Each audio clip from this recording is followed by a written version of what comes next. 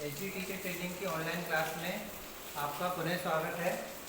आज हम शिक्षा में सूचना एवं संप्रेषण तकनीकी के क्षेत्र के बारे में पढ़ेंगे। क्षेत्र को पढ़ने से पहले हम ये जानेंगे कि वर्तमान समय में शिक्षा के अंतर्गत सूचना और संप्रेषण तकनीकी की हमें आवश्यकता क्यों पड़ी, क्योंकि ये जो टॉपिक है आवश्यकता एवं महत्व, वो मैंने कल की क्लास में आपको बता दिया था कि वर्तमान समय में शिक्षण प्रशिक्षण के अंतर्गत यदि हम तकनीक को नहीं जोड़ेंगे तो जो हमारी ट्रेनिंग है वो अधूरी मानी जाती है, क्योंकि जो पुरानी जो अवधारणा है उसके अंतर्गत हम टेक्नोलॉजी को नहीं जोड़ेंगे तो वह जो अवधारणा है वो घिसी-पिटी रह जाती है।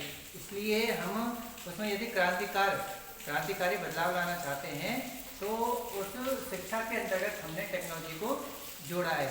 तो आज इसमें हम पहला पॉइंट देखते हैं, शैक्षिक लक्ष्यों का निर्धारण। तो शैक्षिक लक्ष्यों के निर्धारण के अंतर्गत हम ये देखते हैं कि किस तरीके से हम कम से कम समय में शिक्षा के जो लक्ष्य हैं उसको हम किस तरीके से प्राप्त कर सकते हैं। तो तकनीक से पहले भी हमको अध्ययन कराया जाता था और पाठ्यक्रम को भी बनाया जाता था, लेकिन उसको प्राप्त करने में हमको ज़्यादा मेहनत करनी पड़ती थी। अपने काम को सरल बनाने के लिए तथा श्रम को बचाने के लिए हमने इसमें किसको जोड़ा है, तकनीक में। इसलिए आपकी जो टीचर ट्रेनिंग है उसमें आपका जो ये पेपर है कंप्यूटर अनुप्रयोग का, तो उसको इसमें जोड़ा है। तो इसमें शैक्षिक लक्ष्यों को निर्धारण करना, जब तक हम अपने उद्देश्य को प्राप्त नहीं करते हैं तब तक हमारा जो पाठ्यक्रम है वो अधूरा माना जाता है। पाठ्यक्रम के निर्माण करने से पहले सबसे पहले हमको उसका उद्देश्य को निर्धारित करना पड़ता है। जब हमारे उद्देश्य निर्धारित हो जाते हैं तब हम अपने पाठ्यक्रम को की जो प्रक्रिया है उसको हम आगे बढ़ाते हैं। दूसरा पॉइंट है शिक्षण अधिगम प्रक्रिया का विश्लेषण। अधिगम यानी लर्निंग। आपके जो बीएड कोर्स है उसमें जो इम्पोर्टेंट शब्द है इसमें अधिगम होता है। अधिगम की जरूरत क्यों पड़ती है कि आप आने वाले समय में एक योग्य शिक्षक के रूप में अपनी कहीं पर भी आप अपनी सेवाएं प्रदान करेंगे। तो आपको हम ट्रेनिंग देते हैं, उस ट्रेनिंग में ही दिखाते हैं कि आपका जो व्यवहार है उसमें हम किस तरीके से अपेक्षित व्यवहार में परिवर्तन ला सकते हैं। उस अपेक्षित व्यवहार परिवर्तन के लिए हम आपको क्या कराते हैं, लर्निंग कराते हैं, यानी अधिगम कराते हैं। तो उस शिक्षण अधिगम प्रक्रिया में हमको क्या करना पड़ता है, विश्लेषण करना पड़ता है, यानी एनालिसिस। और इसकी हमें आवश्यकता क्यों पड़ती है कि जब हम अपने लक्ष्यों का निर्माण करेंगे तो उन लक्ष्यों को हम कितना प्राप्त कर रहे हैं कि नहीं, इसीलिए हमको शिक्षण अधिगम के अंतर्गत विश्लेषण करना पड़ता है। तीसरा है व्यू रचनाओं का चयन। व्यू रचना यानी जब हमने लक्ष्यों का निर्माण कर लिया तो उसको प्राप्त करने के लिए हमें प्लानिंग भी करनी पड़ती है। हमको कक्षा के अनुसार जो भी बच्चे हैं उनकी कैटेगरी के अनुसार हमको अपने संसाधनों को पहले जुटाना पड़ता है। संसाधनों को जुटाने के बाद उसको सही रूप से क्रमित व्यवस्थित करके उसको हम किसके ऊपर अप्लाई करते हैं, बच्चों के ऊपर। अप्लाई करने के लिए हमको क्या रचना पड़ता है, व्यू रचना करना पड़ता है। व्यू रचना से हमको ये मालूम पड़ता है कि किस बच्चे के लिए हमको किस तरीके से व्यू की या प्लानिंग की हमें आवश्यकता पड़ती है।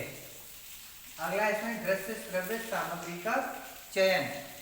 जो शिक्षक जो है वह प्रत्येक बच्चों की बुद्धि लब्धि के अनुसार इन उपकरणों का इस्तेमाल करता है, क्योंकि कुछ प्रतिभाशाली बच्चे रहते हैं वो कुछ ही समय में शिक्षक के द्वारा जो भी इनपुट होता है वो उसको कैच कर लेते हैं, लेकिन जो मध्यम बुद्धि लब्धि वाले बच्चे जो रहते हैं, शिक्षक किसी चीज़ को पढ़ा रहा है तो उस चीज़ को समझने में थोड़ा वो टाइम लगाते हैं। तो उसमें शिक्षक का एक कार्य बनता है तो उस चीज़ को या उस विषय वस्तु को समझाने के लिए वे सहायक सामग्री का उपयोग करते हैं, जिसमें दृश्य और श्रव्य। दृश्य यानी दिखना और श्रव्य यानी सुनना। तो कुछ ऐसे उपकरण जो दिखाई भी दे सकते हैं और उसके द्वारा हम सुन भी सकते हैं, जैसे कि टेलीविज़न, रेडियो, टेप रिकॉर्डर। ये किसके अंतर्गत आते हैं, दृश्य श्रव्य सामग्री के अंतर्गत। जैसे कल मैंने उदाहरण दिया था, यदि कोई स्टूडेंट है जो देख नहीं सकता है तो उसके लिए हम श्रव्य उपकरण का भी उपयोग कर सकते हैं, जिसको सुनने से वह अपने अध्ययन से संबंधित सामग्री को या विषय वस्तु को वो सुन सकता है, सुन के वो मनन करके उस विषय वस्तु को आराम से समझ सकता है। अगला इसमें पृष्ठपोषण में सहायक।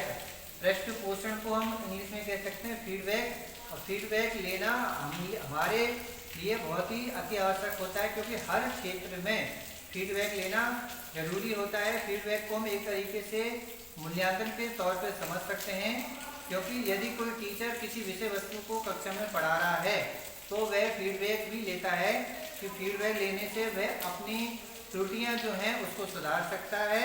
यदि उसमें त्रुटि नहीं आई है तो वह अपने उस पढ़ाने की प्रक्रिया में वो और भी अच्छा सुधार कर सकता है। जैसे कि ऑनलाइन क्लास चलती हैं तो उसमें हम आपसे फीडबैक मांगते हैं कि आप हमें कमेंट में बताइए कि हमें और आप में और हम में जो कनेक्शन हो रहा है वो हो रहा है कि स्थापित हो रहा है कि नहीं हो रहा है। स्थापित होने के साथ साथ आप आज हमने जो आपको टॉपिक पढ़ाया है उसमें आपको समस्या आ रही है, उस समस्या को आप नीचे कमेंट बॉक्स में लिखते हैं, जिससे हम आपकी जो क्वेरी जो रहती हैं, जो आपकी जो समस्याएं होती हैं उसका हम निर्धारण करते हैं।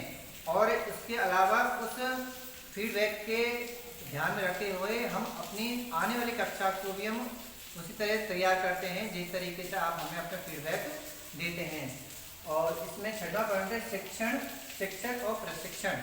जैसे आपकी जो ट्रेनिंग चलती है टीचर ट्रेनिंग, उसमें हम किसका उपयोग कर रहे हैं? तकनीक का। तकनीक में हम देखते हैं कि जब आपकी क्लासेस चलती हैं तो ओवरहेड प्रोजेक्टर यानी OHP का भी उपयोग करते हैं। जो आपके इंटरनेट से संबंधित जो रहती हैं क्लास, उसका भी हम उपयोग करते हैं। इसका उपयोग क्यों करते हैं कि वह जो टीचर जो ट्रेनिंग ले रहा है वह तकनीक का उपयोग भविष्य में अपने छात्रों को किस तरीके से वो उपयोग में लाए। इसीलिए ट्रेनिंग के अंतर्गत हम तकनीक का सहारा लेते हैं। अगला पॉइंट है मशीन तथा जनसंपर्क माध्यमों का उपयोग।